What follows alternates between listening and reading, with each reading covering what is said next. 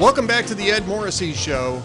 We're talking more about Ukraine. We're going to take an angle here that I think has not been covered at all. And we're reaching out to our old friend, good friend, Father Marcel Guarnizo, to discuss what the role is of the churches in dealing with this Ukrainian conflict, this war in Ukraine that Russia has launched. Father Marcel, great to talk to you again. Thank you for being here. Thank you, Ed. Always good to be here. I love hot air.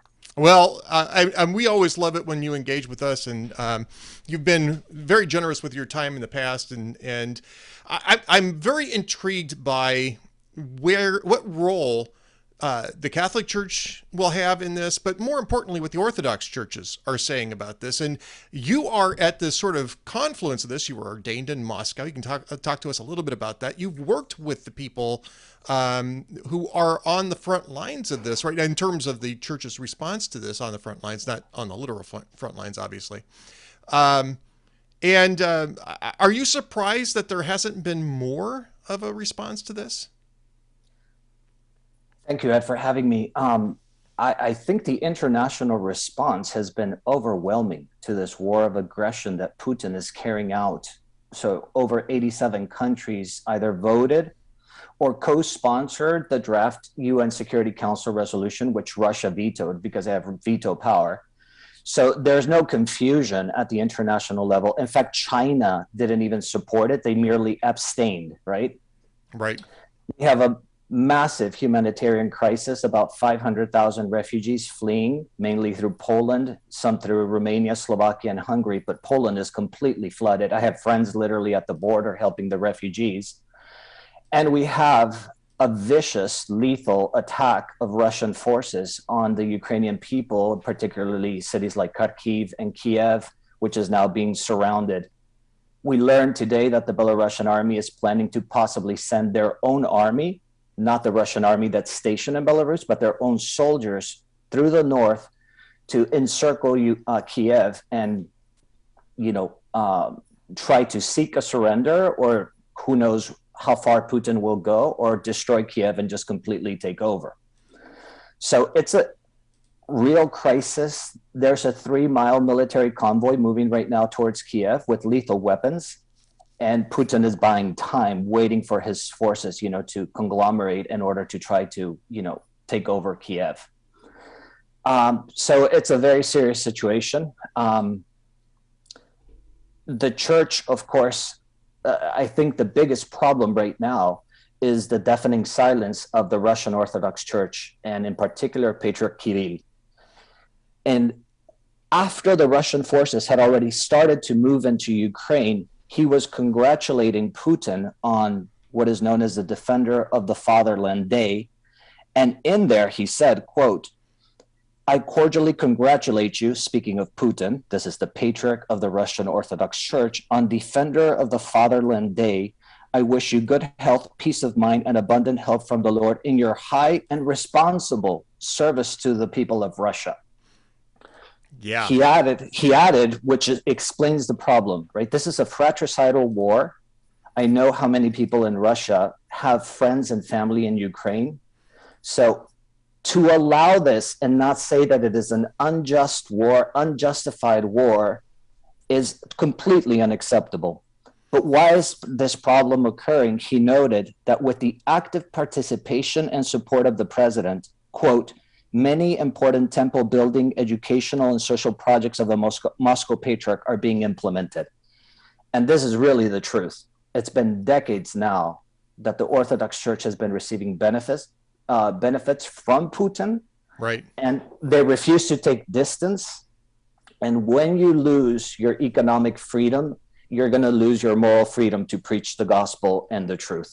And this has to be immediately, I think, the bishops' conference around the world have to contact the Russian Patriarchate and ask them to oppose this war, and to ask the Russian soldiers to lay down their weapons and return home and condemn Putin and all the people supporting this war. Yeah, this has not gone unnoticed, right? I mean, there's also something up at the Pillar earlier today about exactly what you're talking about right now, about offering the offering prayers for the single space of Russia and Ukraine, when clearly there are two different, nationalities here. And if you're of the belief that they're one nation, then why are you bombing its cities? I mean, this is the type of thing that you'd expect the Patriarchate to speak out against. But you're right. I have personally spoken to prelates of the Russian Orthodox Church and warned them of their proximity not only to the Putin administration, but to the corrupt Russian oligarchs who surround Putin, who are involved with the Russian Orthodox Church. And this is completely unacceptable and beneath their office and their job as shepherds of the people in Russia. Father Marcel, this is, I don't want to get too far afield here because I want to talk more about this in specific terms.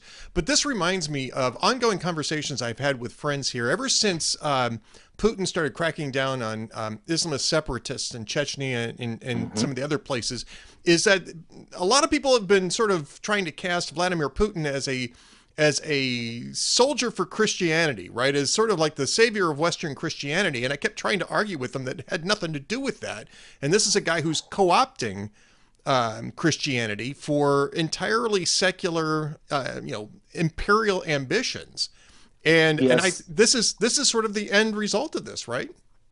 I mean, it would be an episode of Hot Air to talk about the intellectual bankruptcy of so many conservatives and the conservative movement in the United States, who imagined that somehow Putin will be the savior of humanity or of Western civilization, when his position is clearly to create chaos against the West. Right. So this is mere propaganda. Unfortunately, as I tell these young conservatives, please shut down conservative talk radio, not you, but others. Right. Thank you. The ocean of superfluous podcasting and ignorance people like, Candace Owens and Tucker Carlson, who are shrilling for Putin and his regime, is completely unacceptable. And I wish people would form their minds, through serious reading of history and thinking through the problem. And I think this is what's contaminating so many good people who just have no idea what's going on. Putin is not a Christian, and he's literally the definition, the antithesis of what it means to be Christian. Right. And this is not pursuing any sort of Christian goals, which is the reason why the Patriarchate's compliance in this, complicity maybe is a better word for this, complicity in this, is somewhat stunning and quite a bit unnerving. I was just going to ask you, Father Marcel, are there dissenting opinions within the Russian Orthodox Church, or are those just being suppressed? I mean, the problem is not just this invasion of Ukraine, right? Where was the Orthodox Church, the Russian Orthodox Church, when Alexei Navalny was being persecuted and now still imprisoned, right? Defending the people who were protesting on the streets for freedom, democracy, and human rights, right? Where was the Orthodox Church? They're fully aware of the criminality of Putin and the oligarchs, I can tell you. Where are they in all of this? Where are they with the protesters in St. Petersburg and Moscow that have been arrested in the past days protesting this unjust war? So if you're not willing to do that, as Sergei Chapman wrote, he's the editor-in-chief of Public Orthodoxy, and I just quote him, "Today it is abundantly clear that Patriarch Kirill is not ready to defend his flock, neither the people of Ukraine nor the people of Russia, against Putin's aggressive regime." So we know what is happening, but this is completely unacceptable. Now, there's been better response from other Orthodox churches. Obviously, yes. The Ukrainian Orthodox Church has obviously got a lot to say about this, but also other Orthodox churches are lining up here. It's unanimous. Yeah. It's unanimous. The Patriarch of Constantinople, the Ecumenical Patriarch Bartholomew, condemned this. So did the Patriarch of Romania, Daniel, and even the Metropolitan of the Ukrainian Church that is still tied to the Moscow Patriarch condemned this, right, as an unjust aggression. The deafening silence is really the Russian Orthodox Church, which is significantly silent, but it's the most important one, because Putin's stronghold largely on the Russian population depends on the fact that the Russian Orthodox hierarchy continues to appear with Putin in all sorts of public acts and giving this veneer of Christianity over this autocratic regime. One has to wonder how long that's going to last, though. I mean, there's all sorts of indications that the propaganda war isn't going very well. You've got, you know, and I know it's a different sphere, but you got Russian celebrities with millions of followers on social media that are coming out against this war. You've just got the fact that soldiers who are in Ukraine, who were told that they were either going there for training exercises or B, to liberate Ukrainians, are now having to crush them under the tanks. There was a speech at the UN General Assembly today by UN's ambassador to there, reading the text of a exchange between a Russian soldier and his mother right before he was killed. So, yes. Which was a very powerful moment. But I mean, all of these things are going to back up on Putin, and they're going to end up backing up on the Russian Orthodox Patriarchy as well. I think it's important, and I also hear these ignorant conservative radio talk show hosts and others saying that the sanctions are useless and as if it were, you know, a completely futile effort. But they fail to see that the sanctions are not intended immediately to stop Putin. Everybody's aware of that. But they're creating internal pressure in Russia that hopefully will build into something like the Orange Revolution in Ukraine. And especially if the Russian Orthodox Church comes out publicly against this war, because this problem has to be solved by just complete internal dissent in Russia to depose Putin and his cronies. So the sanctions are very important. The Russian ruble tumbled 30% from yesterday to today, and this is increasing the pressure on banks and the pressure on the population that Putin must go. Besides that, hopefully there's covert efforts to have generals who see the problem, Putin threatening and putting his nuclear forces on high alert, that they at some point have to take action and take control over the nuclear arsenal and just remove Putin. We're hoping that is also taking place covertly. Well, of course, because, Vladimir Putin made explicit reference to his nuclear arsenal in warning the West to stay out of this. Now, I don't think that even Vladimir Putin would think of using tactical nuclear weapons in Ukraine against fellow Slavs. I mean, I think that that's it's just unthinkable. But just the fact that he's bringing this up, Father Marcel, is an indication of how far this thing has gone.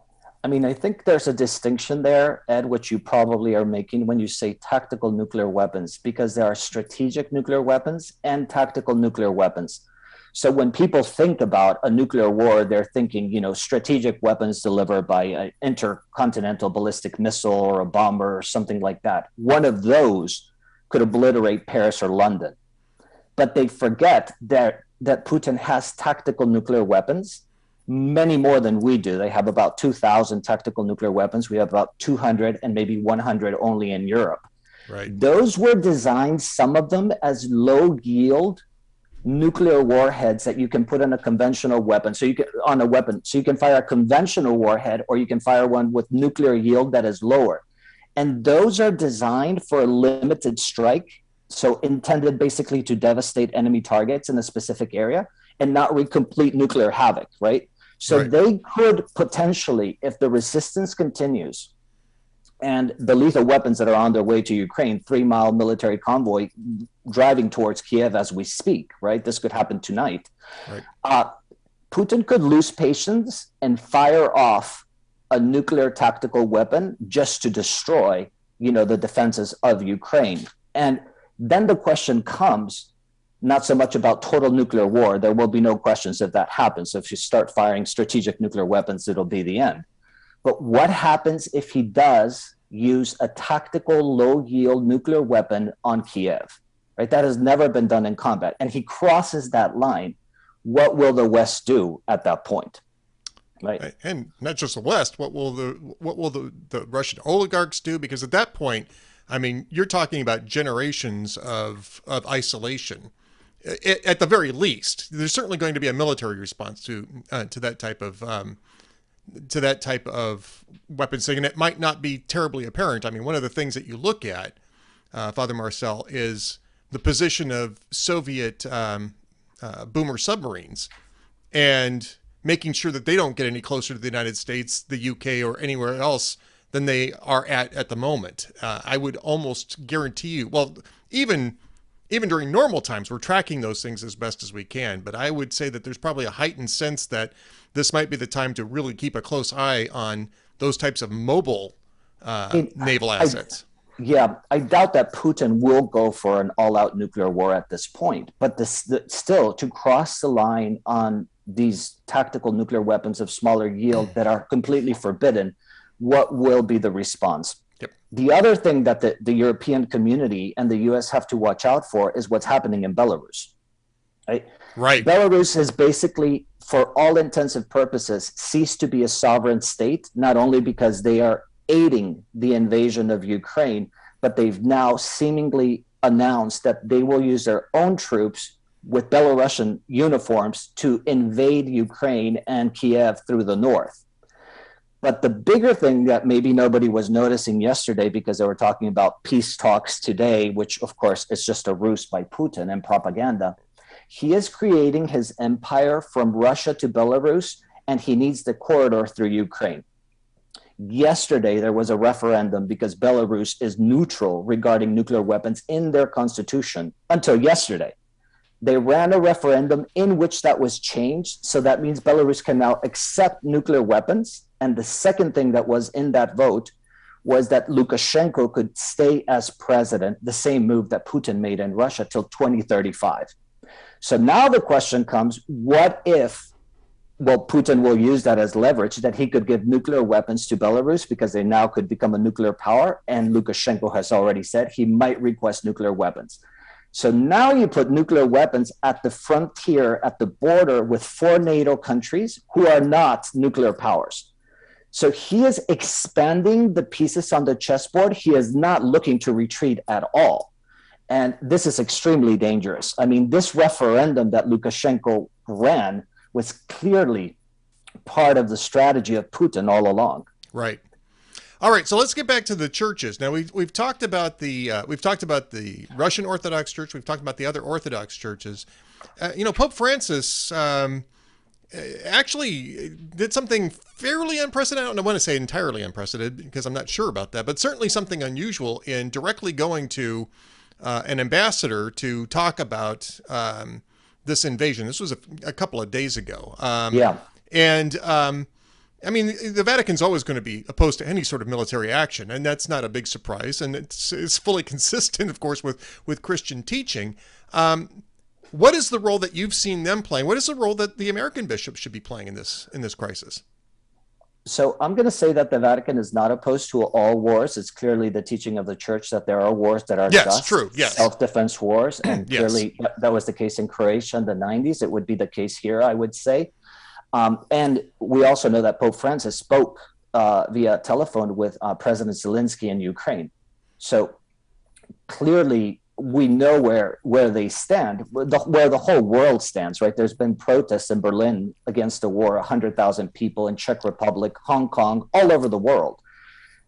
So they are definitely preoccupied about the problem, and they have great intelligence because they have priests and others on the ground, right? This is almost during the Cold War. One of the best informations of intelligence was the Catholic Church in Poland. Right.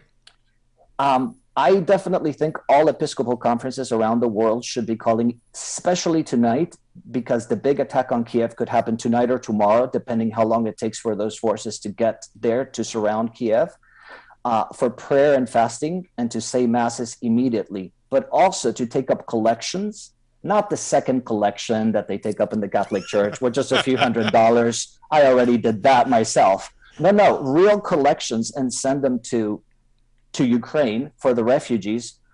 And I think Caritas Ukraine, Caritas International Ukraine, is a good way to send money for those who are interested, either to the Czech Republic, Poland, Hungary, Slovakia, who are helping the refugees, or directly to Ukraine. I think that hierarchy must immediately and publicly call upon the Russian Orthodox hierarchy to condemn this attack, right? As I said, the Patriarch of Constantinople has called on this, as have every other, serious figure in the Orthodox Church. They need to do so publicly. They must condemn this attack, and if the bishops of around the world are not willing to lead on this, I mean, that is really just a neglect of duty. I think the West should open up monasteries and convents, which are fairly empty, unfortunately, but I know those monasteries, to receive refugees, because we are presuming 2 to 3 million people will be fleeing Ukraine, and it is not something that Poland can shoulder on its own, though they've been doing a heroic job.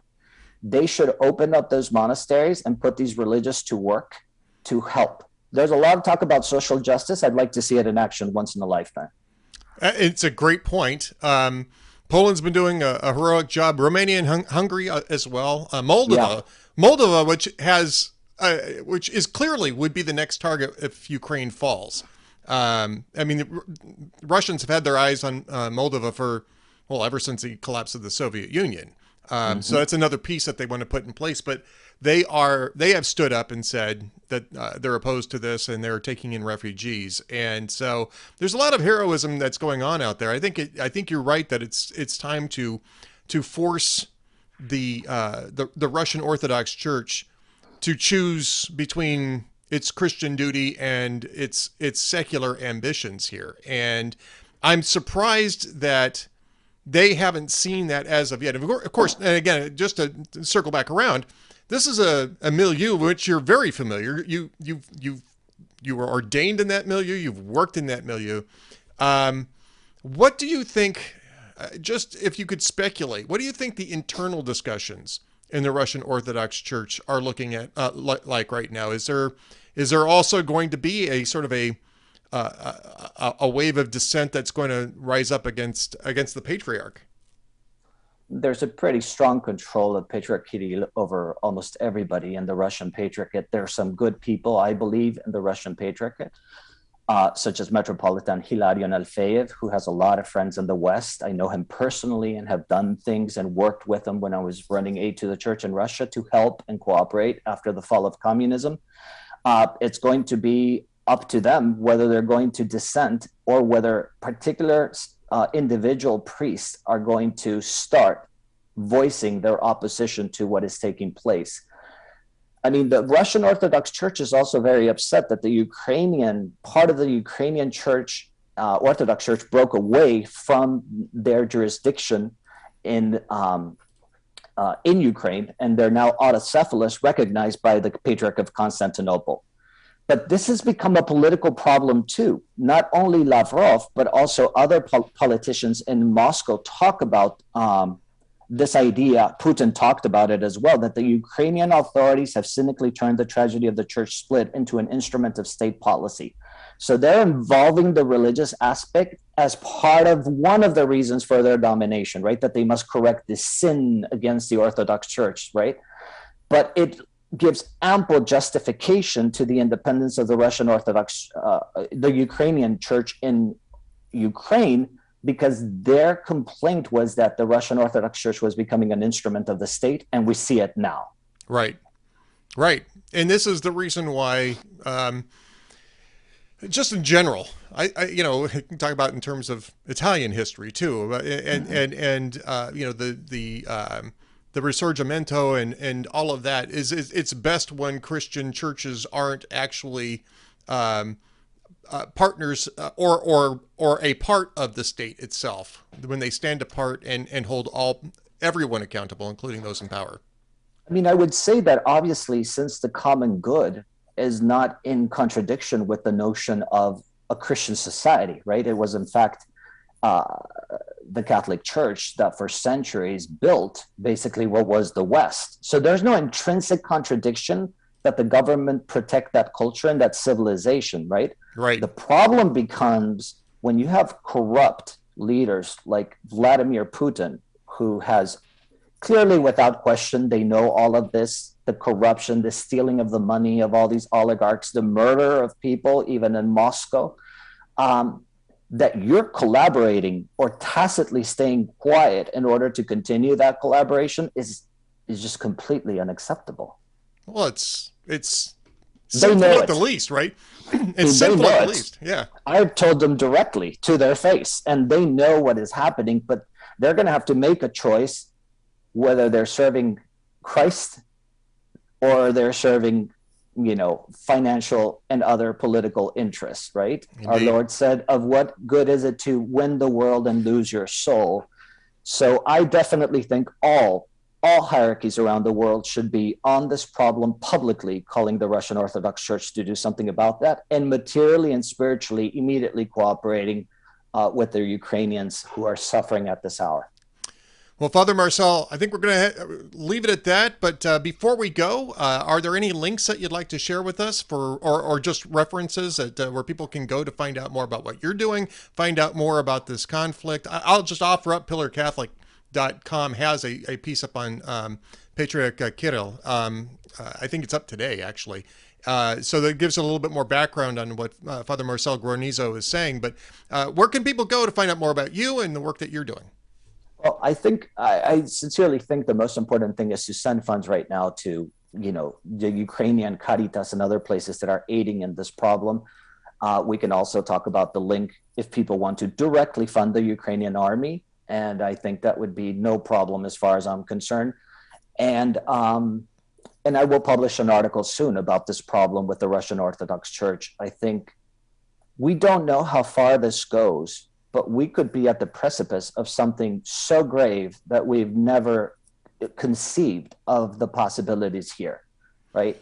And if Putin is mentally unstable, as it seems to me, seems much, much less rational, and a lot of other observers would say the same. We don't know how far this could go, if he's going to use a tactical nuclear weapon, or if he's going to cross into a NATO country, or what else is going to happen. I think it's a good lesson. You should never put unstable people in charge of nuclear weapons in Russia or in this country. As I said in recent years, it's not just that side, right? Right. If you're going to vote, that should be a minimum. If that person is not stable emotionally or psychologically, you cannot make them president, because they will have access to nuclear weapons, and we can find ourselves in these situations. Father Marcel Guarnizo, well put. Thank you so much for being with us. We will come back with more from the Ed Morrissey Show.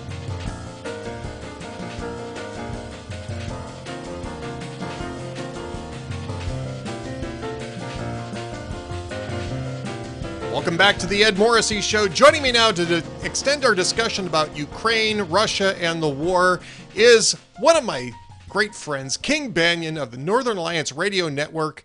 He's still on the air in Minneapolis doing his business show and talking about Ukraine. I was just on the show, in fact, on Saturday, and we ended up doing an hour's worth of discussion, King, and it was, man, I had a great time. So did I, Ed. Thank you so much for joining me then, and it's glad to come back and return the favor to you. It was a great hour, and in fact, if nobody heard it, if you haven't heard it, we're probably going to replay it as a special hour in a week or two. Oh, wow, great. Well, I'm flattered. That's great. I'm hoping that events will have changed significantly since then. Over the last couple of days, I think what's significant is that they haven't changed significantly. Russia still hasn't really seized much. I think they're close in Kharkiv, but they're bogged down here a bit, and they're going to have to bring in heavier formations in order to get over this impasse. And this is a debacle if you're on the Russian side. Yeah, it seems to me if Russia badly underestimated not only the skills of the Ukrainian army, but sort of the willingness of the Ukrainians to resist, to not just muck their hand right away, for Zelensky not to sue for peace right away. So as I understand it, at the time we're recording this, we are still waiting for perhaps any further reports of results from peace talks that were held at the Belarusian-Ukrainian border. Based on what I know, the results were inconclusive, but I haven't really read any reports with detail. So all we know is that the fighting is continuing in this moment. Well, I don't know that there's much that they're going to be able to do, right? I mean, the Ukrainian position is you guys need to leave, and the Russian position is no, you guys need to leave. So I'm not sure where you go with talks along those lines, but I think what's clear is that Russia really needs to talk its way out of this. If just from a just from a military point of view, they're chewing up possibly thousands of troops. And that is, I mean, this is against a republic that didn't really field a large army in the first place. I mean, certainly they had an army, and their army is performing spectacularly well considering. But this has the, at least it has the potential here to strip away the pretense of superpower status that Putin's been building up as a sort of a calling card over the last 20 years. I mean, this is a debacle. Yeah, it is for them. I mean, again, I'm an economist. I'm not a military expert in any way, shape, or form. But largely, you had a reputation that the Russian forces were highly experienced. They developed all these skills in Syria, in Georgia, in the invasion of Crimea, within Ukraine back 8 years ago. You had all of this knowledge and almost a mythical status to the Russian army. And no matter what happens from here, you have to say that's actually taken a pretty significant dent. And people who are, for what I do, I try to watch prediction markets to see what's happening, and as opposed to thinking that this would be over in a matter of days, you now get people only saying there's about a 67% chance in prediction markets that Kyiv will be in Russian hands by April 1st, not just March 1st, which is what we initially thought, but even 31 days later, there's at least a reasonable chance that Russia will never even get to control Kyiv, even though that was their principal target from the very first moment that they started. Yeah, this is now you're seeing Belarus saying that they're going to send their army into the field, and that's going to make things a little trickier here too. I was talking with Father Marcel Guarnizo and about really a different direction on this. He was talking more about the Russian Orthodox Church, the Ukrainian Orthodox Church, and some of those issues around there. But he did mention the fact that Belarus has changed its constitution. I hadn't actually caught up to this, but apparently there was a referendum in Belarus to change the constitution to allow for the deployment of nuclear weapons in their country, and also, not coincidentally, to allow Lukashenko to keep running for president, because that was probably not a big surprise. But the nuclear weapons thing is, especially in relation to what Vladimir Putin's been saying about nuclear weapons over the last couple of days. Yeah, the Belarusian referendum, which I think passed with like 67% of the vote, was, among other things, a vote to allow Lukashenko basically to put in term limits, but to exempt Lukashenko from them. So there'll be term limits after he leaves office, whenever he chooses to do that.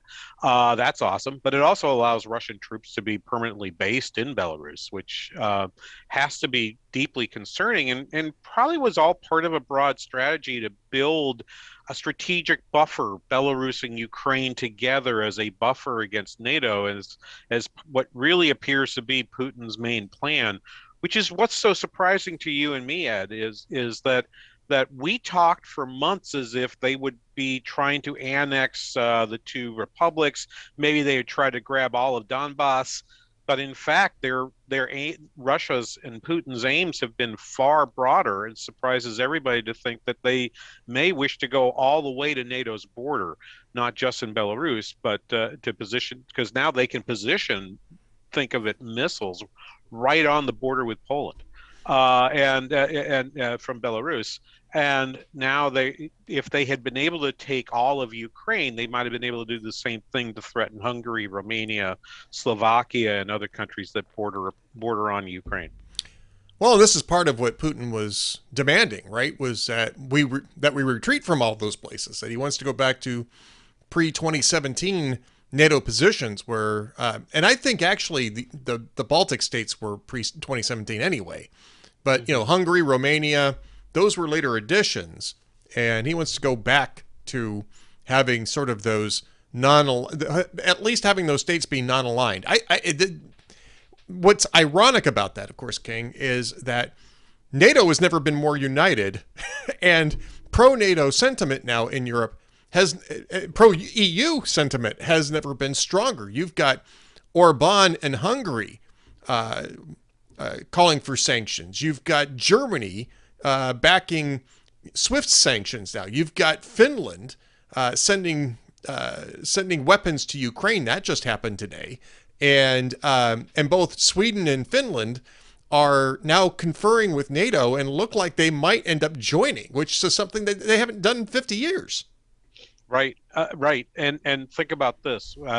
Just in the last 2 hours, reported that Zelensky, President Zelensky of Ukraine, has signed his application for EU membership, and to be and calls for the EU to immediately approve it, which to think that the German leader of the European Commission, Ursula von der Leyen, says that Ukraine is one of us and we want them in. That wasn't true last week. No. This is all extraordinarily different, and you just kind of have to wonder, how did these things change? And it is interesting to me, Ed, that it strikes me that some of the things that Europe is doing, we'll get to, and maybe we'll talk about the economic impacts in a moment. These are things which the EU is doing, which is not clearly in their economic best interest. That these are political decisions, and in some ways emotional decisions being made by Europe, who I've argued all along is who has to take the lead in these negotiations, has to take the lead in NATO. That as much as we think President Biden is the person who's running the show in NATO, it's really not, because it's Europe who's on the line here. And to watch the EU respond as it has been really quite stunning to most of us who thought the EU was the weak link, and even to Putin, who thought that he could use these tactics to drive a wedge into Europe. Well, he's done just the opposite. It seems like their resolve has been strengthened by what's happened in the last 5 days. And again, we're speaking with King Banaian, and King, look, I mean, I do want to get to the economic impacts of these sanctions, because I think that there's been some very interesting developments, including from China, on those points. But a week and a half ago, Vladimir Putin pretty much had what he wanted, right? I mean, at least if he had stopped there, if he had the Donbass, everybody in Europe probably would have settled for a hard partition, allowing him to control the Donbass and Crimea. He had the EU split. He had NATO split. He had them dithering over sanctions. All of that changed in a heartbeat just as soon as the troops went across the border. And I think that was perhaps the scales falling from the eyes of the West that had been building up there for 30 years. And you and I have talked about this before, is that a lot of people in the West bought into this idea of the end of history, and that, Putin was just a guy who was, pursuing legitimate state ends, maybe through somewhat ruthless means, but still was really just about protecting Russia's interests. This is clearly now a man who is imperialist, militarily aggressive, and has no sense whatsoever of international law. He is rogue by any stretch, by any definition. He's rogue, and I think that the EU and NATO and the West has finally figured out that, yes, Russia's an existential threat, and yes, we better start taking it seriously. Yeah, I agree. I go back to the 30, so it's almost exactly 30 years ago that the Soviet Union fell, which Putin has said is the number one, like the worst event to have happened in Russia's history. It was the fall of the Soviet Union. At that time, I was working on projects related to the transition of the Central European economies, and then quickly turned to looking at Eastern Europe. And I said at the time, we have this rather romantic view that this is all going to work out. The End of History, a book written by Francis Fukuyama. But even in places like Ukraine and Russia, we talked about something called market romanticism. That somehow, when you collapse the Soviet Union, communism would just melt away, and free markets would form, and so forth. We're telling ourselves all kinds of stories about how the world would be changed. We've held on to those stories for a long, long time, long past their usefulness. And we held on to them through 20 years of President Putin, who has been very, very clear. He announces his contempt for all of that and then goes and does these things. And we didn't react until now. And I kind of really wonder what changed. Apparently, according to some reports, it was Zelensky saying to them in a video call, "This may be the last time you see me alive." And that, for example, it's said that at that moment, the four countries that were opposed to imposing the SWIFT sanctions, which I know we'll talk about, on them, those four countries, including Germany, Italy, Hungary, and Cyprus, all said, yeah, you know what? We have to do it. And so to think that may have been just that one moment, and to have this guy, this television comedian, become president and to rise to that moment is really striking. It's not something that it's something that people in political science seem to know very well. Guys like me in economics, it comes a little harder. Well, it's interesting because I think people respond to leadership, right? And I think that what we're seeing here, I think, King, to a certain extent, is a sort of a disillusionment of Western leadership because of all the dithering, all the incrementalism that's taken place, the fact that Putin seemed to be getting the best of everybody until very, very recently, coupled with some very bizarre thinking about Putin himself among fringes on the far right and the far left, mostly the far right. And I think, again, that some of that may have been internalized. The analog that I'll give to you on this is what happened in the run up to World War II. I don't want to make this, Putin is Hitler, because it's a completely different, it's a completely different set of priorities. And Russian imperialism long predated Adolf Hitler and German imperialism, but or at least Adolf Hitler's expression of German imperialism. But I do note that the response to the West in the 1930s was really flabby. There was a lot of people in the West who thought that Adolf Hitler had the right idea, especially because it was, perched up against, Soviet Bolshevism. And you had a whole bunch of Nazi sympathizers right up until the time they rolled into Poland, right? And at that point, it sort of became, okay, I guess this is serious. And I would almost say that we're seeing a replay of some of those same dynamics on both sides of this equation. Putin's reliance on ethnic Russians as a pretext, the whole border issues down there, some of which ended up getting diffused because of just much better intelligence, much better communication. We could point out all of these stupid pretext attempts. But we were seeing the same flabbiness in the West, and which is a reason why I think that up until the moment that the troops cross over, I think that it was just, you had this sort of unserious approach to Russia for years, from across the political spectrum and across the West. Well, we had assumed that he was a rational actor, and we talked about this on Saturday on my show, and I'll come back to it in this form. We've seen two things happen to Russia's status, right? One, the veneer of near invincibility of the Russian armed forces has been severely dented, right? We've talked about. But the other part that's been really dented in this, that I don't know how Putin puts this back together, is the idea that Ukrainians and Russians are ethnic brothers, that there is this Slavic brotherhood of people, and Ukrainians and Russians would never really fight with each other because they are of course of the same people. Well, that has been severely dented here, because if particularly in the last 24 hours, it's one thing to attack military installations, but in Kharkiv in the last 24 hours, they've been blowing up apartments. They are shelling civilian buildings. And any thought that there is any kind of ethnic brotherhood between Ukrainians and Russians, in the last 24 hours particularly, they've decided to just kick that aside because they just want to win. And that is also having scales fall from the eyes of the West to see that, to say, oh no, he clearly is willing to throw away all kinds of advantages just for territorial and material gain. Well, let's talk about the material disadvantages now that are accruing to Vladimir Putin and the oligarchy in Russia. A wide swath of sanctions have now been applied, really, in the last 48 hours, right? Since the last time we talked on Saturday morning. Right.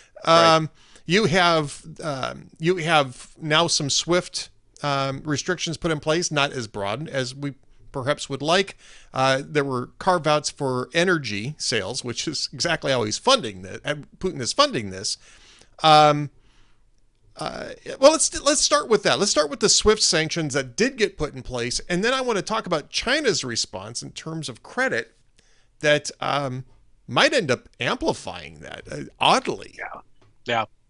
Well, it's really interesting that I was watching today two major indices that tell me what's going on in Russia right now. One was the exchange rate, which overnight shot up to 110 rubles to the dollar. So a ruble at one time, back when I was working on Ukrainian issues in the early 1990s, a ruble traded for about $1. And so now we're talking about a ruble trading for less than a penny. Right. And it was about 3 cents not terribly long ago, 2 cents even last fall, and now it's fallen by more than half within about a week.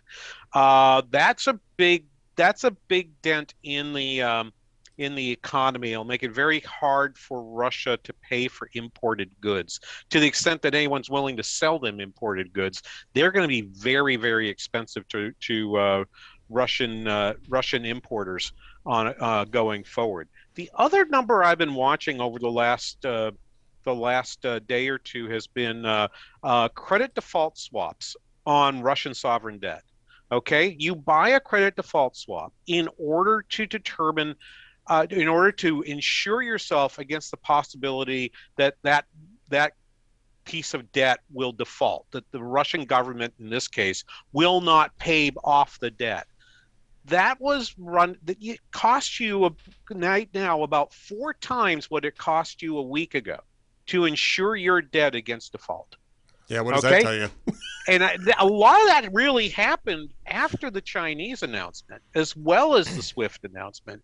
And so it's like all of a sudden, the people that they thought were going to work with them. I think Russia may have misunderstood how China thinks about territorial integrity. Of course, they have serious issues regarding territorial integrity vis-a-vis Taiwan, vis-a-vis Xinjiang, and so forth. So they are very, very sensitive to that, and they don't want to do anything that might damage their case in international relations with other countries.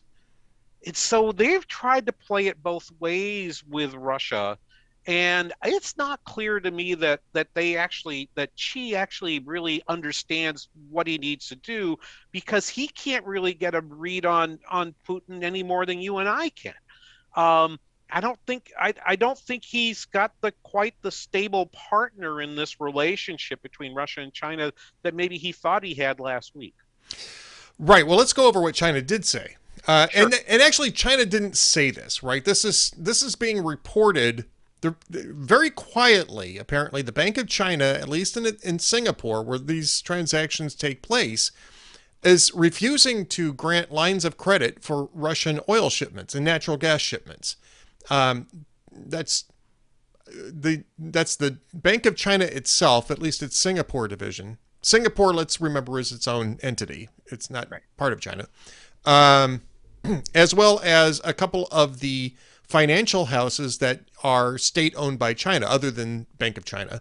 All of these are, at least for the moment, refusing lines of credit for Russian oil sales. And the reason why this is important, King, and you can explain this at more length, is that because of the collapse of the ruble and because they don't have a lot of access to other to hard currency now, thanks to some of the other sanctions that have been put in place. We'll talk about those in a moment. They need credit in order to move the energy, in order to get the money in so that they can do more of this work. If they can't get lines of credit, I mean, that their oil and natural gas sales are just simply going to stall out. And that is almost sort of like completing the loop here. I don't know anybody else other than China, by the way, who can actually supply them the credit to do that. Well, who's going to want to do it, right? What's interesting is I do think China's got something to say about wanting to get the oil itself. So they may be blocking the use of credits from China to let Russia sell oil to other countries or to other things to other Right. countries. But that may just be a ploy to try to get the oil sold to them, perhaps at a preferential price. But here's the what I think is the real issue here. Today, Monday, we have seen the United States come out with another set of sanctions against the Russian central bank. Remember, part of Putin's strategy after 2014, when we threatened to cut him off from SWIFT, was to build up a huge reserve of foreign currency reserves in other countries and say, well, we'll pay you out of an account over here, we'll pay you out of an account over there. Well, what the U.S. did today was to say Russian central bank may not transfer any asset held in a U.S. bank to any place else. Those are frozen in place. And it's kind of hard for me to believe that Putin would have believed we wouldn't do that. But it appears that that's got a fair amount of there's a fair amount of money actually inside U.S. banks that was pre-positioned for paying for goods and services. So the fact that the ruble declined so much indicates to me that Putin does not have the wherewithal to sell dollars into the marketplace to strengthen the ruble. He instead has to double the interest rate between interest rates charged on short-term loans for banks. We know that their ATMs are running out of dollars, running out of euro, and it's really creating quite an issue for Putin in terms of the way an average citizen thinks about it is, can I go to a bank and withdraw foreign currency if I want it? And increasingly, the answer to that is no in Russia.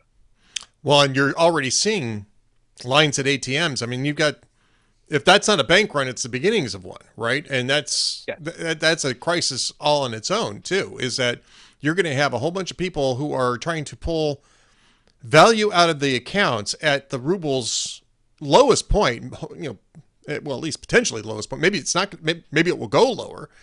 Um, you're going to have people emptying out their bank accounts when their buying power is at its worst because they're afraid of what's going to come next. And they're afraid that the banks are just simply going to collapse.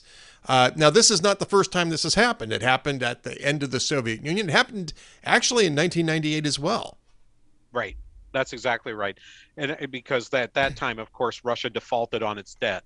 And that's kind of the question that comes next is why I was tracking the credit default swaps is because the next thing that's likely to happen is all those international investors in Russian debt, and there are many of them, are likely to be told that because of the currency crisis, we cannot at this particular moment meet our payments of interest on that debt, which then throws it into default. So the implied rate on those numbers now is a 7% chance of default on that debt sometime in the next 5 years. 7% is pretty big. I mean, that's kind of in the junk bond status at this particular moment, and probably akin to, say, what Zimbabwean bonds get.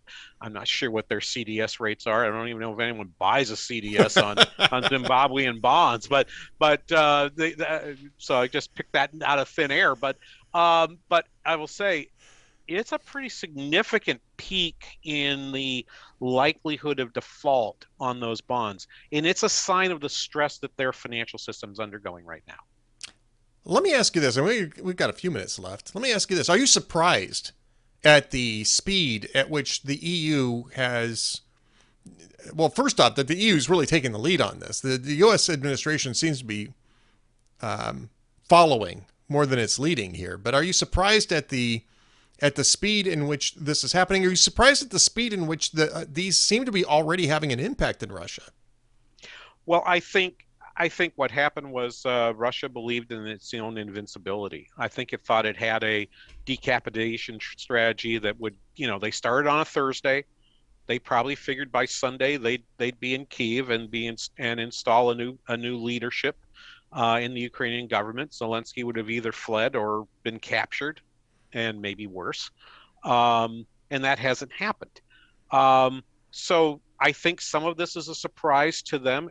Am I surprised by what by what Europe did? Yes, I am. And I think, but more to the point, I think Putin was the one who's surprised by what happened, and that's why we're seeing some of these ramifications that we're seeing now. I don't think we were inclined to impose the strategies against them because we believed, along with Putin, that a decapitation strategy would actually work. Then it didn't work. I won't say it's reluctantly, but perhaps they thought, wow, this might actually have more impact than we thought it was going to have. So let's try it and see what happens. But if you really thought Zelensky and Ukraine would fall within 3 days, why would you even talk about imposing swift sanctions?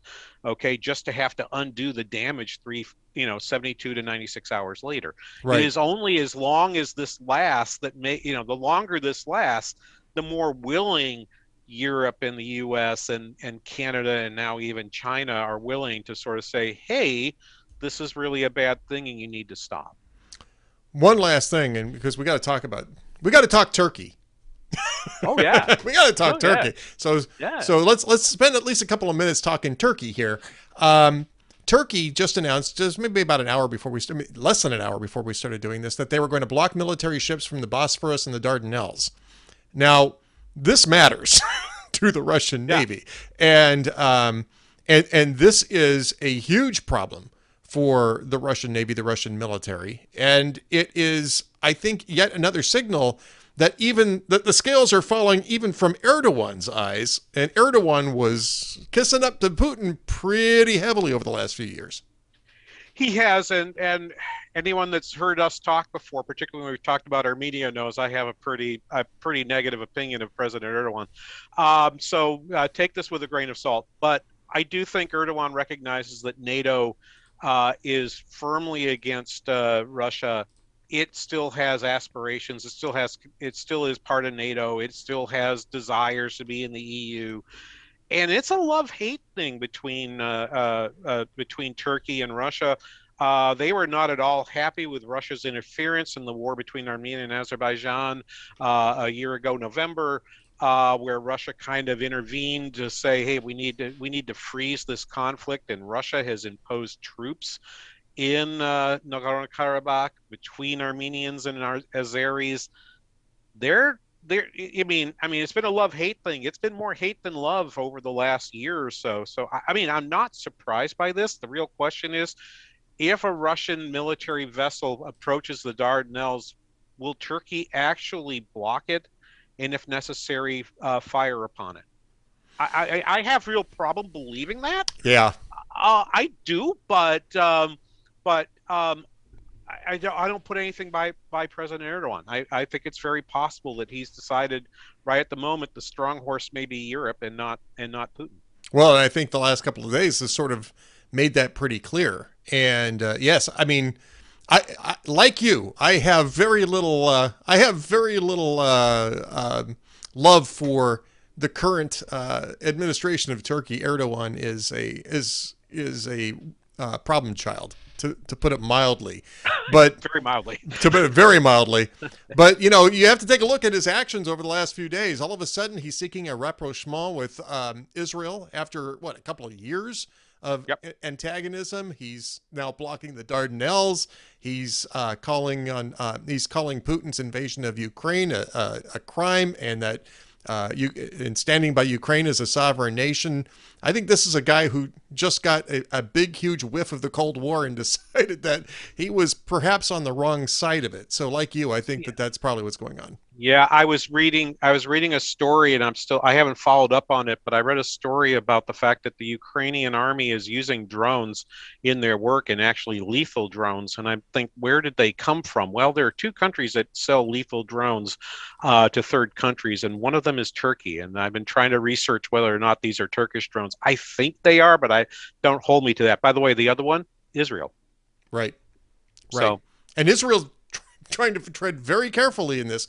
I talked to Dr. Michael Oren when I was guest hosting for Hugh last week, and they're trying to tread very carefully on this issue because there's so many points of engagement between Israel and Russia in Syria that they don't want to provoke something. But even Israel's starting to toughen up. I don't want to say even Israel, because Israel is trying to do the right thing while protecting themselves, as they should. But even they're getting a little bit more bold about calling out Russia on this. And of course, there's a lot of people in Israel have relatives and ancestry in Ukraine too. So there's that part of it as well. Well, King Banaian, remind people where they can find you and they can find your fine radio show, even if you do invite some bald ne'er-do-well on occasionally to talk on it. Well, we are a business and economics program, the King Banaian Show on TwinCitiesBusinessRadio.com. We're live 9 to 11 a.m. on Saturdays from Minneapolis, so that's Central Time, 10 in the East, 7 in the West, and we'd be delighted. You can listen to us over live. We live stream the show, so you are able to hear us from any place you want. I remember when my mom was still alive that we would actually have her listening all the way from South Carolina. So if you want to listen online, please do. All right, King Banaian. You can also find him at Banaian Show, at BANAIANSHOW, Banaian Show, on Twitter. And that way you can keep up with everything that's going on the King Banaian Show. I'm Ed Morrissey, the Ed Morrissey Show, so stay tuned for more.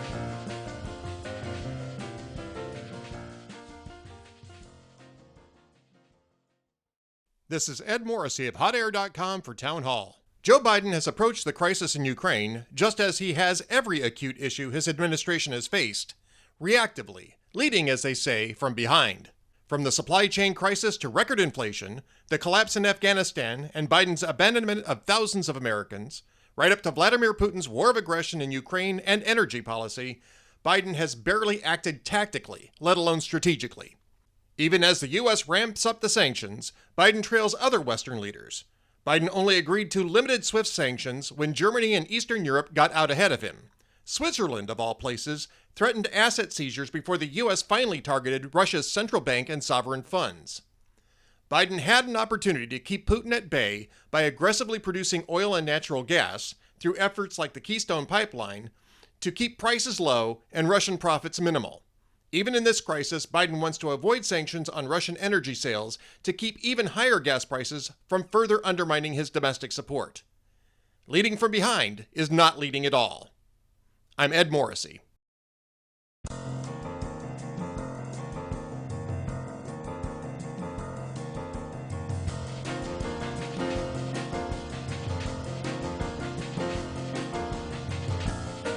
Welcome back to the Ed Morrissey Show podcast edition. Joining us, as always on Tuesdays, the Prince of Twitter, the Regent of Red State, Andrew Malcolm. At AH Malcolm on Twitter. That always gives me a tickle, I must say. I kind of like the Regent of Red State. That works, doesn't it? Yeah, it works. Everything works with you. Yeah, thank you. The Well, Prince of Twitter, actually, there are people that go, oh, there's the Prince of Twitter. So, you know, it's your loyal followers have learned the lesson. well, there you go. Now, Andrew, you should have had plenty of opportunity to get recognized as such, because you were at CPAC this year. I didn't get a chance to go, but you were there. Tell us a little bit about CPAC. Well, it was very hot. Yeah. Yeah, it was up in the upper 80s. Drove down and met a whole bunch of they're not new anymore, but colleagues at Red State, and it was just delightful. Boy, that's a good crowd. And so we had a little get together for the kickoff for CPAC, and that was grand fun. I went to hear some of the speakers. I was writing my column, which I know we can talk about later, but Ukraine certainly was a major theme among speakers, and Rick Grinnell talking about major reforms needed at the State Department. It was a very kind of bureaucratic speech, you know, how we need to reform these parts. And I know he worked at the State Department, but he wanted to change that. Rick Scott went on at length about his new 11-point program, Rescue America, which I guess is the website.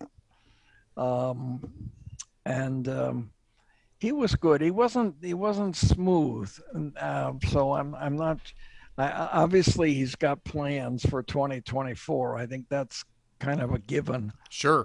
Watching how he behaves and what he's doing, and as the head of the senatorial campaign committee, he's making a lot of contacts with rich people, and Mitch McConnell wanted the Republican caucus to have a plan for 2022. And Rick said, well, I'm going to have my own plan for 2022. So it's kind of, I think we're going to hear a lot more about Rick Scott. Well, I think so too. But I mean, honestly, I'm not sure that anybody in the Senate's really going to compete. I think this is between Trump and Ron DeSantis and I don't know. There might be a governor, maybe Doug Ducey. Was Doug Ducey there at all? I didn't see him. Kristi Noem was there, and as far as I'm concerned, she gave the best. I didn't hear all the speeches, but of the speeches I heard, Governor Noem gave the best conservative, most consistently conservative speech, talking about there were 49 states had mandates and one didn't, and that's hers, because she has trust and confidence in Americans to make the best decisions for themselves. And she was well received. So I hope we hear more from her. I think so, as she's showing up. No, I mean, that's interesting because, I mean, this is a woman who's a fairly young woman, very energetic, kind of got crossways with the base on taking a pass on that first attempt on the transgender athletics, but she came around on the second pass, right? So she kind of got back in solid with the base. You're saying that she was the most energetic there. Was she well received, or were there a lot of debate? She was very well received. Lots of applause for her conservative points about leaving it to Americans to make the best decisions for themselves. And she was impressive. I did not see Nikki Haley, which surprised me, because I'm getting 1 or 2 emails a day from her PAC seeking money to support Republican candidates, but obviously to get her name out there as supporting Republican candidates. Governor DeSantis was very well received. I would say it was a rousing reception, and he played well to it. Marco Rubio was there, and he like Kristi Noem, he makes what's the word? He's not angry, which I find refreshing. He makes, and neither was Governor Noem. He makes solid conservative points. I remember I talked with him a little while ago, and he was talking about, I guess, a class he teaches at a community college in Florida, and the students were asking him, why is the government trying to squash Uber? What's the other ride one? Oh, Lyft, Uber and Lyft. Yeah, why is the government trying to squash Uber and Lyft? And he pointed out the opportunity for free enterprise. They were saying, well, they're cheaper than taxis. And he says, yeah. And they said, well, gee, that's not fair. And Rubio says he looked at them and he said, welcome to the conservative movement. So he's very personable, I mean, he's a little league coach and makes, I think, very, very strong, reasonable conservative points. He may not be angry enough. I think there's a lot of Americans that have drifted away from the anger days. And there's still a lot of people that support Trump. There's no realistic alternative at the moment. But there's also a very strong feeling watching among my many Twitter followers, the discussion of, yeah, boy, he did a lot of good things, but he's so angry. I'd like to have somebody new, and so we'll see how that develops. Trump, obviously, I'm getting several messages a day from him and his sons that I need to support America and I can be on the insider club and all of that if I only give $1,000 or whatever. So That's how you get to be an ambassador, though. yeah, that's right, exactly right. So he announced, what was it? Is in March? Was it is the 13th a Saturday? Yes, I believe that's right. Yeah. Yeah. So no, it's the 12th. Yeah. So I think you have to check online, but I'm pretty sure that Trump announced his next rally for Florence, South Carolina on March 12th. All right. So he's going to be doing, I think, one or two a month. And then, of course, he was the wind-up speaker on Saturday night, and the lines were forming not from CPAC, what do you call it, attendees, but people who wanted to see Trump. They were forming early in the afternoon for a 7 p.m. speech, and as you might imagine.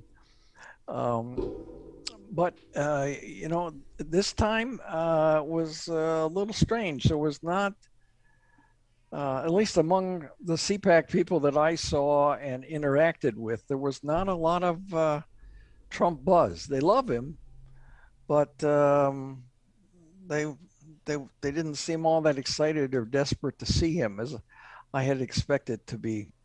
Well, you and I have been at CPACs before where Trump was speaking, and there was always a ton of it, almost electricity in the hallways over the Trump speech, right? I didn't pick that up this year, but I mean they love him, but there wasn't a whole lot of media on it either. Red State did a one or two pieces, but I didn't see much anywhere else. And if anybody wants to catch what he said, it's archived at c-span.org. A few minutes after all of those speeches, C-SPAN puts them in the archive, and they're searchable and excerptable. And I mean, it's just an amazing resource when you want to catch up on stuff. Well, indeed, absolutely. You talk about there not being a lot of media attention to CPAC this year. I mean, I kind of noticed that too. And I mean, you were there and you're part of Red State. Town Hall was there and there was some town hall coverage. PJ Media was there. But I didn't see a lot of mainstream media coverage, and part that may have been because of Ukraine. I mean, honestly, it's been more or less the big story, the only story right now in the media. Yeah. So, I mean, it just... It might be part of that because this is an election year. Normally, you would get some coverage of CPAC. Yeah, you would. Well, as I mentioned in the column, Putin is a wily son of a gun, and you notice he took over Crimea when Obama was president, and then at the end of the Obama term. He stopped doing all this annexing because of Trump. Right. Plain and simple. Trump is unpredictable. He's a bully like Putin at times. The media likes to portray Trump as loving Putin, but he put more and tougher sanctions on Putin than Obama had.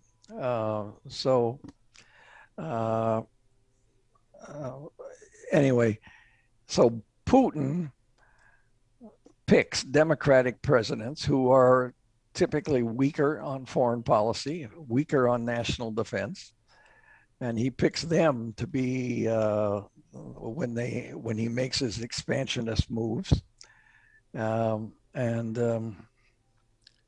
It's sad because it makes us vulnerable, and it also invites expansionist moves by China that is now rumbling more about taking over Taiwan, and North Korea, which is now unlike the Trump years, back testing ICBMs and a hypersonic missile that goes 10 times the speed of sound. Yep. That's 4,000 miles an hour. You don't shoot those suckers down. So,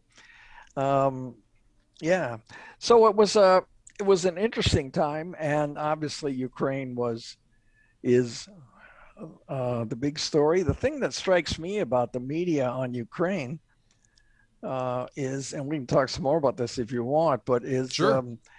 Is the coverage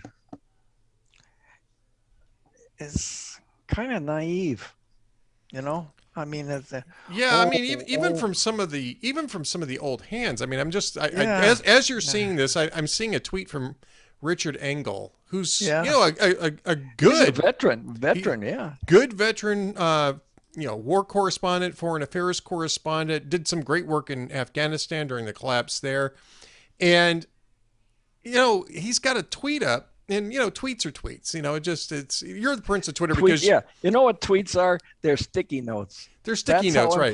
Yeah, right. But so this was what he tweeted, and I'm just going to credit this to a brain fart from a guy who's smarter than this.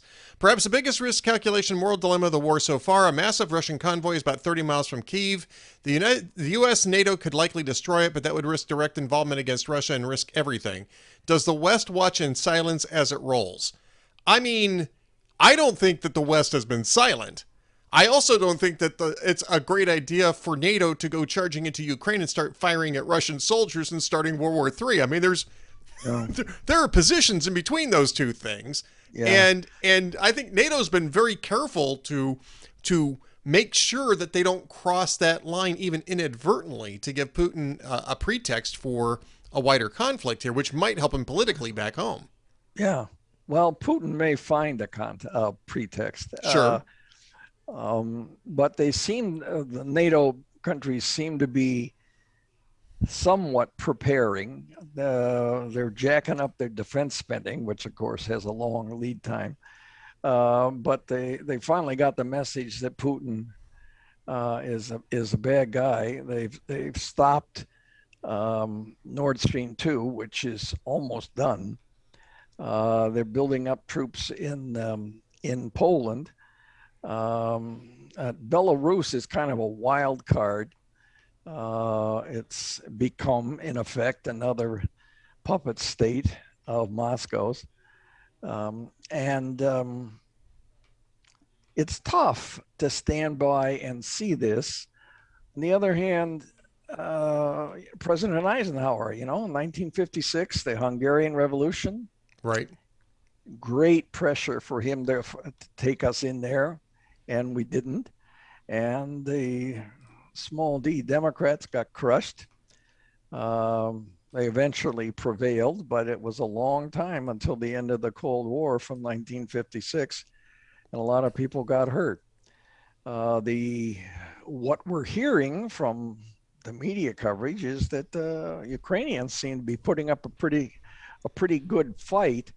They're underdogs, and they always will be underdogs. And the Russians, I don't know how long Putin's going to take this. I think the alleged peace talks are not really peace talks. It may give him more time to bring more troops in, because I think he's been surprised at the strength of resistance. But I mean, there's no hope in my eyes of Ukraine winning. They could maybe stall it. They certainly can make Russia pay a bigger price than they thought they would. And they already have. I mean, I think everybody figured by day 3 they'd have Kyiv, Kharkiv, and maybe even Lviv in Russian hands, and they don't have any of those. No, they haven't taken any. I think they've got part of Kharkiv, and they're on the outskirts of Kyiv, but they haven't really seized any major population centers, and it's been a nightmare. It's been bogging down all over the place. And I've got a couple of things that are going to be in the same podcast coming up in this podcast from King Banaian and Father Marcel Guarnizo, talking about different aspects of that. But I think that, when you're talking about the media coverage of this, just getting it back to the media coverage of it, I think that you've got, I think it's been a mixed bag. I'm actually still still thinking that they're doing a fairly decent job because it's a moment by moment story. And so they're more or less sticking to the moment to moment because, I mean, things are changing on the ground so fast, it's hard to do anything else. The analysis I've seen has been mostly of the, is Joe Biden leading from behind? Should he be leading from behind? Is that the best position? Pundit wrote about that today. I disagree with his take, but I mean, it's certainly out there. I think when you're leading from behind, strategically, that you can make a case for that. But the problem is with Joe Biden, he leads from behind on everything. He's entirely reactive. So it's hard to credit this to a grand strategy. It looks more like the EU is moving forward in spite of Joe Biden, especially on sanctions like SWIFT and some of the other things, than because he's leading them along those lines. And some of that stuff we won't know for months. We'll hear more about the behind the scenes stuff and who said what to whom later on. So some of this is still fog of war, even though we're not actually involved in the war. But I mean, for the most part, I'd say that the media coverage has been pretty decent. What's been your assessment? And certainly you could see this at CPAC. You were I'm sure you were right up close to this. Yeah, they as I sort of hinted before, I haven't sat for hours and watched it and studied it, but every time I see it, I'm struck, even by the veterans, with the golly gee aspect of it. Right. I mean, explosions and bombs, and we see the same tank crossing the same bridge over and over and over again. I know you don't have film, or at least at the beginning, didn't have a lot of film, but it's like, wow, look at this. Here's a burned tank. And then they show jets flying over and misidentify them. It's I don't know. It doesn't seem very informed. It seems more like, wow, there's a real war going on here, and there's a lot of explosions and fires, and it's the only way we can see it is through their eyes, or through their camera lenses. And I guess we should be thankful for any of it. It seems kind of strange to have film up close. Well, it's not really up close, but sort of up close in the actual fighting. I mean, we see the aftermath, and it's still smoking, so it's not been a long time. And I don't imagine the Ukrainians are steering reporters to the vehicle tanks and planes that they've lost. And I was impressed. This is what you do when you're uppity. With the Ukrainians had a mission. They sent commandos and planes in and attacked a Russian air base, about 20 miles inside Russia. Right. And, it's not going to change the course of the battle, but it is kind of like, hey, we're here. And there's a difference. If it's the same thing in sports and in war, Russian soldiers are conscripts, plain and simple. Ukrainians and all the ones that are joining up, they're motivated, and they may not be the most skillful tacticians or whatever, but they've got a big heart and a lot of courage. That's a morale issue, right? I mean, this is part of the whole morale of the fighting forces. I mean, you got morale high on the Ukrainian side, in part because they're succeeding they're not necessarily beating the Russians, but they're succeeding in grinding them down to a stalemate, which is for quite an accomplishment. It's quite an accomplishment. On the other hand, as you say, you have the conscripts. And, there was this very interesting UN speech today. The Ukrainian ambassador to the UN read a text. I don't know if you had a chance to see this because I know you were traveling today. You should, if you get a chance. I posted it earlier, got tons of page views. But he posted, I'm going to preface this by saying I'm not sure if this has been confirmed yet or not. This is a claim by the Ukrainians. That they captured, they didn't capture, a dead Russian soldier had a cell phone, a smartphone on him, and they got the smartphone, looked at the text messages, and it was the text messages, the purported text messages anyway, that the Ukraine's UN ambassador was reading out to the UN General Assembly earlier today. And it was, his mother wanted to know if she could send him a package while he was on training maneuvers in Crimea. And he was saying, "Mama, we're in Ukraine. And, they told us that we'd be welcomed here, but people are calling us fascists. They're laying down in front of our tanks. It's very bad." And then he was killed moments later. Yeah, don't text and drive. Well, don't text and go into war. But I mean, part of this, I mean, just to speak to the morale, the sense of morale, is that you've got young conscripts who haven't been battle tested. I mean, we talk about the Russian military as a battle tested unit because they fought in the Russians fought in Afghanistan. They fought a long time ago. But it was a long time ago. They fought in Chechnya. That was a long time ago. They don't even have an NCO corps that's been around long enough to have benefited from that experience, let alone an officer corps, let alone the enlisted corps. And it's very clear, I think, right now that this is an army that really it's poorly generaled, it's badly trained, its morale is really low. And I think that the longer this goes on, the worse that particular issue gets, and it matters in a war. Yeah, oh yeah, I absolutely agree with you 100%. It reminded me that Biden is in over his head, and I think maybe the Russian soldiers are. Putin may not be. He's a wily guy, and I credit. Remember in 2012, the last debate, Mitt Romney said Russia is a very serious strategic competitor. And Obama and Biden both made fun of him, say, "Well, the Cold War called, and they want you back." But Romney had clear eyes about it, Yep. and it's not the old Soviet Union, which wasn't as strong as we feared at the time.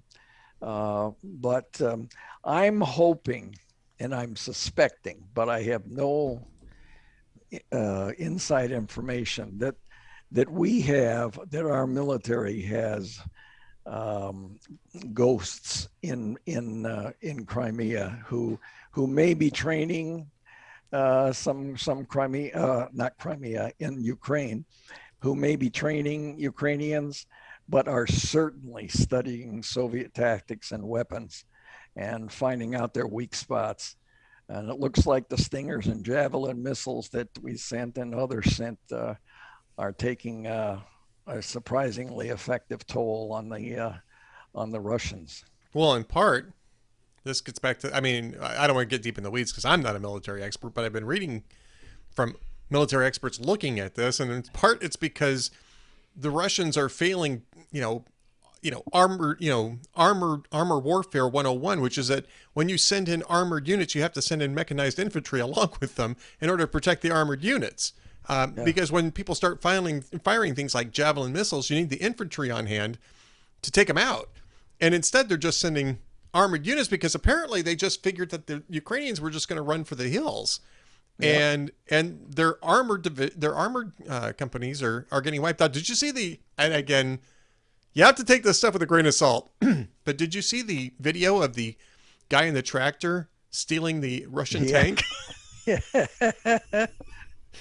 Yeah. I just hope it's true. I mean, I don't know if it's true, but I just hope it's true because it's just too good. It's just too funny. Yeah, it is. It's they may have fooled themselves, or Putin may have fooled them into thinking it was going to be easier. That's a very dangerous position to be in. Yep. I only played high school football, but I got to tell you, if you're cocky, you're going to get your clock cleaned.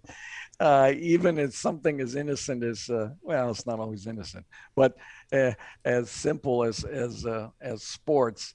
And the same thing applies there in war. We've got experienced special ops and others. Of course, some of them are still operating in Syria. Yep. who know what they're seeing, and we don't want to get cocky over Russian inefficiencies or insufficiencies, but I just hope they're studying the hell out of this and learning some lessons in case this does expand, or in case in some future we have a reason to confront them militarily. Yeah, I agree. We only have a minute left, but you mentioned sports. Have you noticed that?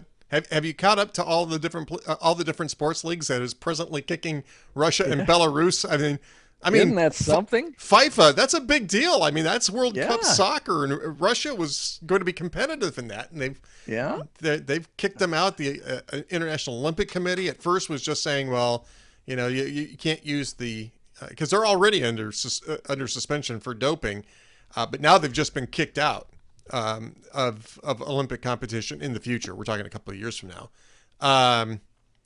So yeah, I mean the hits just keep on coming for Vladimir Putin.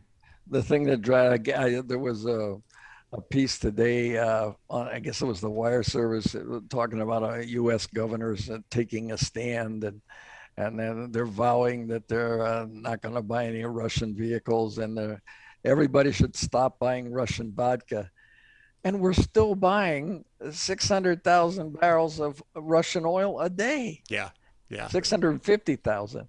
The Keystone Pipeline would have delivered 800,000 barrels a day, and now we're right directly to our refineries. Didn't even have to have it shipped there. It's crazy. Yeah, exactly right. I mean, there was a wonderful tweet showing a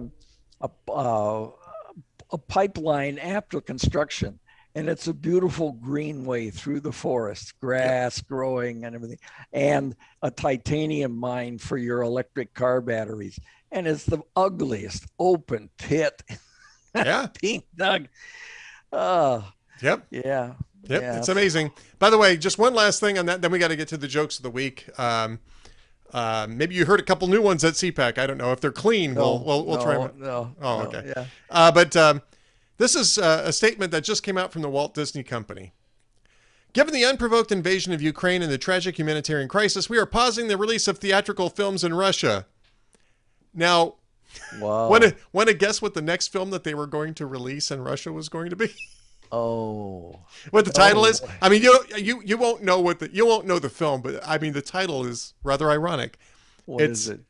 Turning Red from Pixar.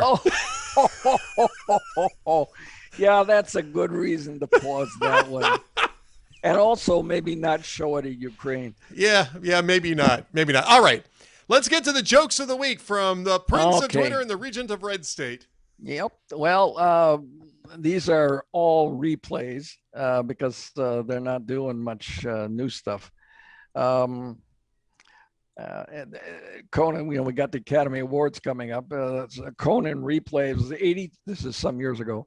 82-year-old Christopher Plummer is the oldest actor ever to win an Academy Award. Of course, when last night's show started, he was only 79. And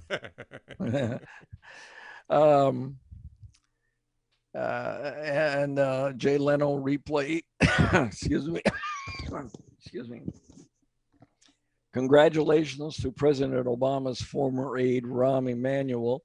He's just been elected mayor of Chicago with more than 120% of the vote. Well, that's in Chicago, that's a nail biter right there. I tell you a story. One of the first times I voted was in Chicago, and I was going overseas for graduate studies. And so I voted absentee. And in those days, it wasn't the mail-in stuff and all that. Yeah. So I went down to City Hall upstairs. The woman gave me the ballot, and she said to me, "Now, when you're done with it, don't seal it." I said, "Okay." And I went over to the booth and I started voting, and I voted complete ticket, and probably not the way that the Cook County Pauls would like me to vote. And I finished, put the ballot in the envelope, and on the seal of the envelope, it says, "Be sure to seal the envelope." So I did. And I took it back and gave it to her, and she said, wait, you sealed the envelope. I told you not to. And I said, yeah, but it says right here. I realized later that, of course, they would have swapped out the ballot if it had been wrong.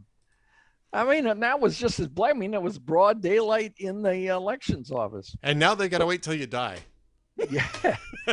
Yeah, yeah. Make it, hey, get your revenge. Make them wait a really long time, Andrew. Get your revenge on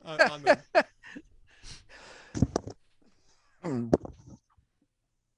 So, okay, and it says Myers replay. It says the late fashion designer Karl Lagerfeld reportedly left part of his $125 million fortune to his cat. Said the cat, "Oh, he died."